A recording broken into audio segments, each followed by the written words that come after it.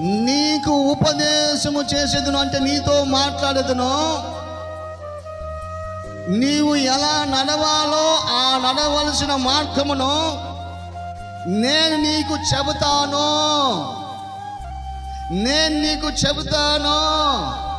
ఈరోజు దేవుని సన్నిధిలో నడవలేకపోతున్నారంటే దేవుని ఉపదేశం దగ్గరికి రాలేదు కాబట్టి, ఆయనకి ఇష్టమైన బోధ వినలేదు కాబట్టి మీరు నడవలసిన నడకలు మారిపోతున్నాయి, ప్రవర్తనలు మారిపోతున్నాయి, ఫలం మారిపోతున్నాయి, దేవునికి విరుద్ధంగా లేస్తున్నారు.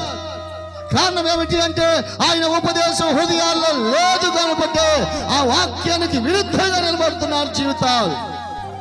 అందుకే ప్రభు అంటాడు, నేను మాట్లాడుతున్నాను, జాగ్రత్తగా ఆలకించండి. అవి మీ జీవితాలను ఏం చేస్తాయంట? నడిపిస్తాయి. వాక్యం ఏం చేస్తుందంట? ఆ వాక్య బోధ ఏం చేస్తుంది? మిమ్మల్ని నడిపిస్తుంది.